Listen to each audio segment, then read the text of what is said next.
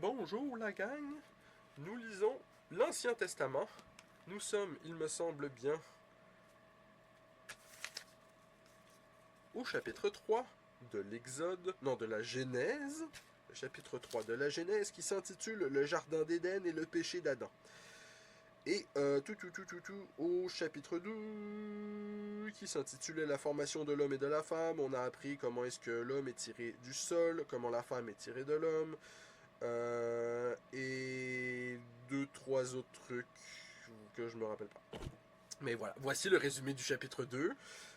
J'ai écouté une vidéo très intéressante aujourd'hui sur le jardin d'Éden, de comme quoi Éden serait une femme et qu'en fait dans la Bible, chaque personnage est un arbre. Donc en fait le jardin d'Éden c'est la famille d'Éden. Donc Adam et Ève ils vivent au sein d'une famille ou d'une communauté extendue d'Éden en fait.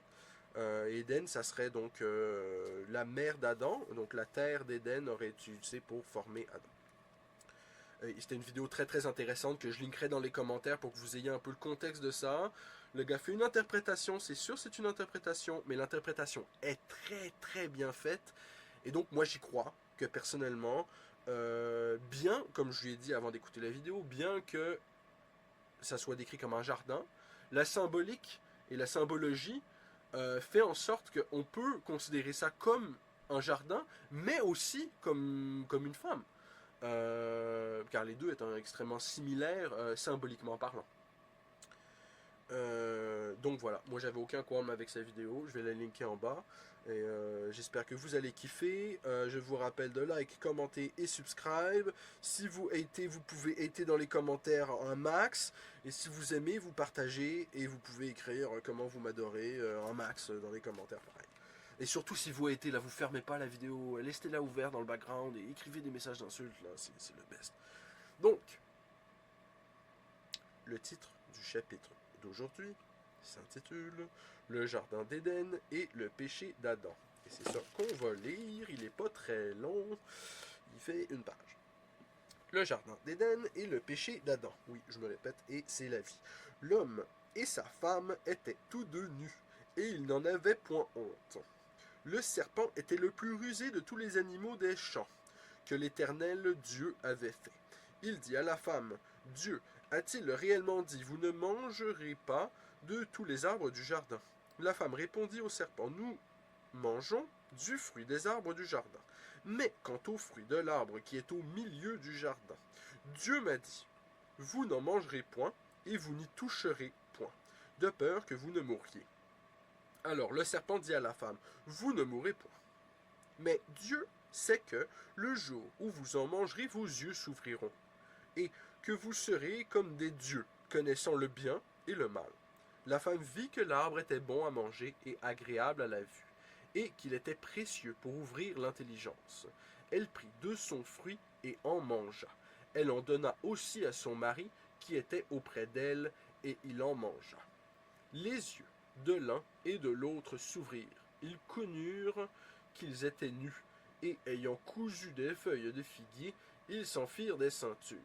Alors ils entendirent la voix de l'Éternel, Dieu, qui parcourait le jardin vers le soir. Et l'homme et sa femme se cachèrent loin de la face de l'Éternel Dieu, au milieu des arbres du jardin. Mais l'Éternel, Dieu, appela l'homme et lui dit, où es-tu? Il répondit, j'ai entendu ta voix dans le jardin, et j'ai eu peur, parce que je suis nu, et je me suis caché. Et l'Éternel Dieu dit, qui t'a appris que tu es nu? Est-ce que tu as mangé de l'arbre dont je t'avais défendu de manger? L'homme répondit, la femme que tu as mise auprès de moi m'a donné de l'arbre et j'en ai mangé. Et le gars, il la prend et il la lance sous le bus. Mais direct, mon gars, et sous le bus, let's go. Ah, tu me donnes une femme? Mais oui, en fait, tu me la donnes pour que moi je la blâme avec tous mes problèmes. Ce qu'on peut voir bien aujourd'hui dans la mentalité de l'époque. Et voilà.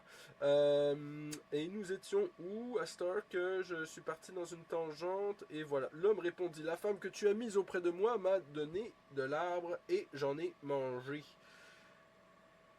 Thrown under the bus big time.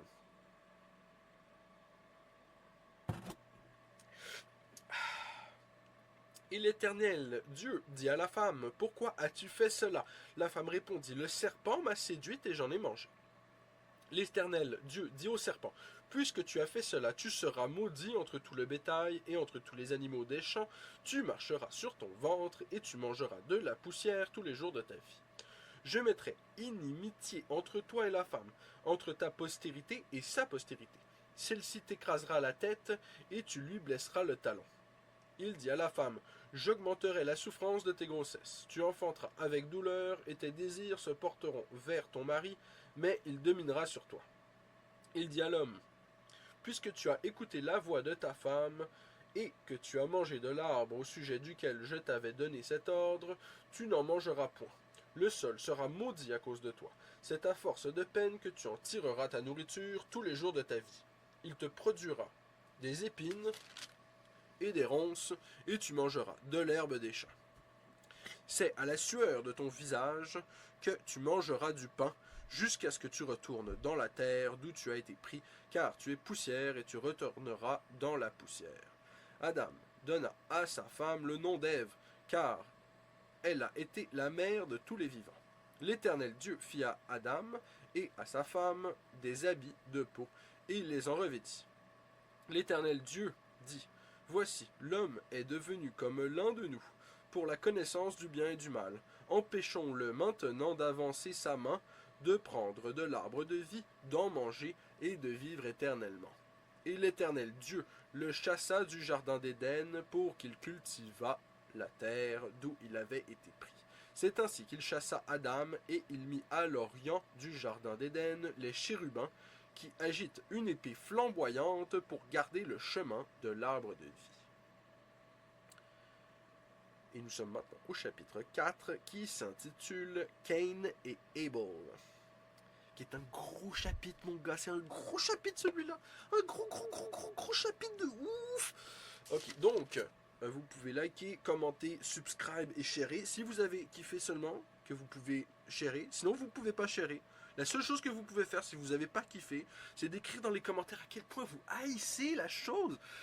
Et mais si vous t'as écouté jusqu'à la fin et que t'as haï encore, on se demande pourquoi t'es là. Mais voilà, si t'es encore là et que t'as haï la chose, ben tu écris dans les commentaires, voilà, je t'aime pas, etc., etc., etc., etc.